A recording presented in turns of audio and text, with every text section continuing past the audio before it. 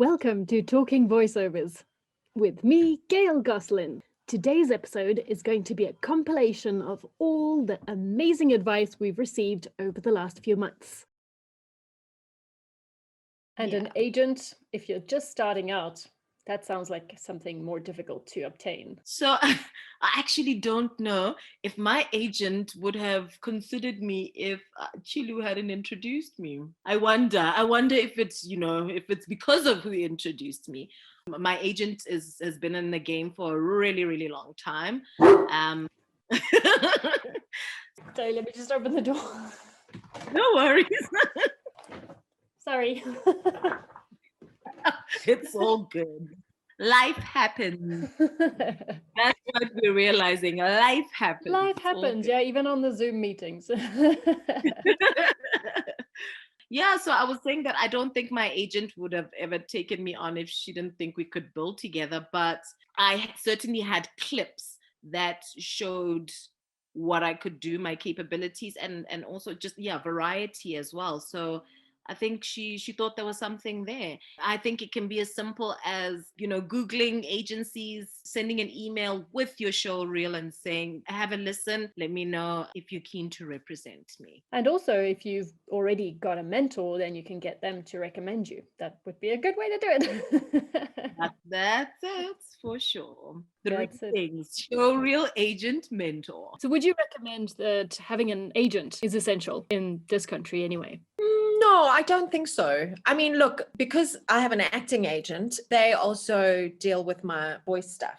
But for example, my acting agent had a lot of people doing the dubbing thing, but I got that dubbing job through a friend. I didn't go through my agent. It was a long time. I think it was like 6 to 8 months that I was going into dub. And I remember speaking to them because then I found out that they had some people doing it through them. So I just said, listen, guys, I got this on my own. And they went, Aurelie, it's absolutely fine. Like if you can deal with invoicing them and dealing with it, because what they're paying you for us to take commission off, you'll end up with nothing. So rather just do it on your own. Oh, that's great. So your agent doesn't insist that every job that you get has to come through them and then take that commission off. No, they're wonderful that way. If I get it completely on my own, let's say it's a huge film job that I get cast without them, you don't want to deal with the contract side of that. So I would take it to them and go, can we discuss commission? Can you do a lower commission because I found the job on my own? They're very open to that, which is great, which is how it should be. Yeah, makes sense. Yeah. What it also brings about is an open way of working, because then performers will always bring you because they trust you. You know what I mean? They'll always bring it to you instead of hiding it from you. Yeah, that's better. So yeah, it is better. It's better all around. It's a better way of being. It's just nice to have them as a backup. I mean, they handle my VoiceMe stuff. So on VoiceMe, if clients want to contact them, Andrew sometimes contacts,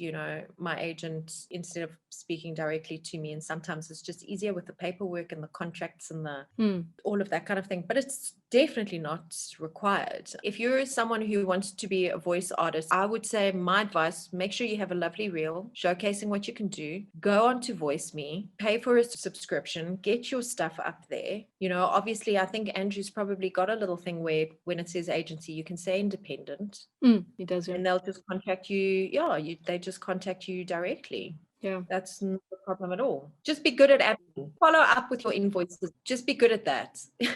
Make sure that, you've done the job, invoice straight away and follow up, That's very good advice, definitely. And then save some of it for taxes. Mustn't forget taxes. Yes, that is very important. So that's also one of the bonuses of my agency is they hold the tax money back. Oh, that's good. Yeah, if you don't want them to, they won't, but they hold it back and then they release it when it's tax time to you. Oh, okay. So they don't pay PAYE directly to SARS. They just hold a portion back for you too. That's useful. I think it's very useful because, as artists, we're not very good. We're like, oh no, I've spent that money. What am I going to do? Now I have to pay SARS, That's very cool. I'm going to have to ask you, who's your agent? I'm with contractors. Yeah. I'm with Taryn and Colin and Zandile and Jacques. Yeah, they're wonderful. They're wonderful agency. There's some great agencies though, But as I say, I mean, that's the interesting thing about being here, because internationally they're just voiceover agents. That's all they do. They don't dabble in anything else. I have an acting agent who sends me for some voice stuff, but I think maybe I've been fortunate to just really get work through recommendations, and then those people that I work with recommend me to other people and so on and so forth. So work is always kind of coming in that way. I think if I went through a period of no work, the need would be more highlighted to me. But again, I've been fortunate to not really have such a period since I started. If you're a client and you can go onto a platform that has a bunch of voice artists, or you can ask one of your trusted voice artists, do you know somebody? You're more likely to go with what one of your trusted voice artists says. Word of mouth will never die. Not even with the pandemic. So you didn't have an agent at that time? No, at the beginning, I didn't have an agent. I actually just signed up with an agent just a few years ago. I didn't have an agent then. I just went from word of mouth and sending my tapes and demos to different people. So you start to become well known, and then they come back and get you all the time. Do you usually get those jobs on your own, or would you rather go through an agent for that? For somebody who's been in the industry, let's say for 40 years, I doubt you will need an agent. But for somebody who's studying, I always recommend this. Get an agent. An agent or an agency is not only there to take 20% of your salary or 10% of your salary. They have contacts. They know who to send your CVs to. They know who to email your clips or your voice reels to. They know how to negotiate deals for you. They know how to recommend you. They are contacted by production companies that are hired by certain companies to do their creatives. So if Paramount Films or New Line Cinema or Warner Bros. Or 20th Century works with me as a production company, I will know which voiceover agencies are existing in South Africa.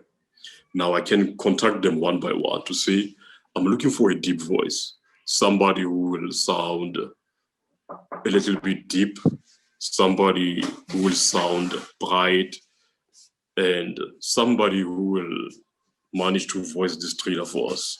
And immediately I do that, they will then recommend somebody within their books and say, we recommend this person, this is the clip that he did, or here are his demos, maybe you can utilize it. And from then, that's when I will email a script and we'll start working. So I will say agencies and agents are very important in that regard. But now, not just anybody can get an agent. You don't want somebody who's never done a voiceover before to start contacting agents, and then agents are just going to be flooded with new people. And so you have to know what you're doing before you can actually consider yourself good enough to go to an agent, wouldn't you say? Exactly. Well, what happened with me, I got 50 contacts. I contacted each one of them one by one. And I was given an opportunity by only 3 out of 50. All these ones told me, have you done some training?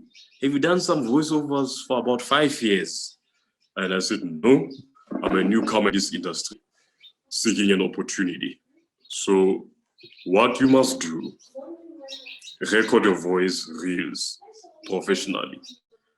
What we are doing now is recording this video utilizing a cell phone microphone, which is absolutely not going to give us a good audio quality. But for somebody who's seeking audition or seeking exposure or seeking an opportunity to be signed by an agent, save some money for some weeks, save some money for some months until you can afford to go to a professional studio and record your voice professionally. Then take your clips, do some training, contact agents one by one to say, I've done some training, I've done some demos, here are my clips. I can email them to them so that we can have a listen and see if I can join a freebie or what. You might be lucky if you know what you are doing. And if you are so talented, you might be lucky. I was lucky because somebody told me that deeper voices are in high demand and all that. So you have what it takes. I can say that's how I was lucky. How I got with my agent is I went for training with Boo Prince. Fantastic. I love her. I would definitely recommend her.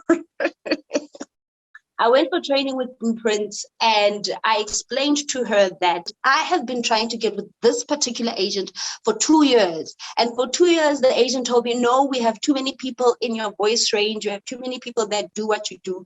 We can't accept you 2 years in a row. And she said, oh, I was with the same agent, actually. And I have a good relationship with the agent. Next time you send them an email, put my name in the email. And I did not waste any time. I sent the agent an email, and the first words were in the email were Boo Prince said.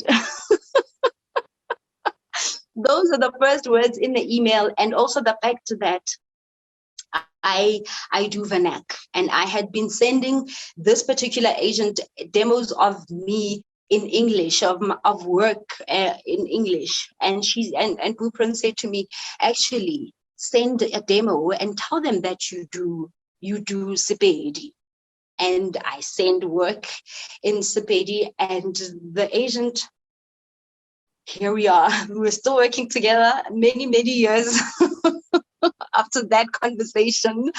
Does all your work come through your agent, or do you find work through your general network? The bulk of it comes from my agent, but I do have a lot of people that contact me directly. And what I do is I put them in touch with my agent, because I promise you, you just don't want the admin. Well, I don't want the admin. I don't want the admin of chasing up on scripts and then chasing up on money. So then you would definitely recommend having an agent, because in your case, it's the best. 100%. I recommend having a mentor, having an agent. I promise you, have a show reel, have a mentor, have an agent. The equipment can come later if you don't have, the money to do all of that. But those 3 things were my focus. Got the mentor first. The mentor then introduced me to my current agent. I put together voice clips, and that was it. Yeah, the show reel, the voice clips, that's your marketing tool. Your agent, that's your vehicle. That's who goes out there, gets the job for you, and, does all the admin. The mentor is who advises you and, is seasoned in what they do. So they advise you every time you feel like, and they also help with building your, what you know and what you don't know, and educating you.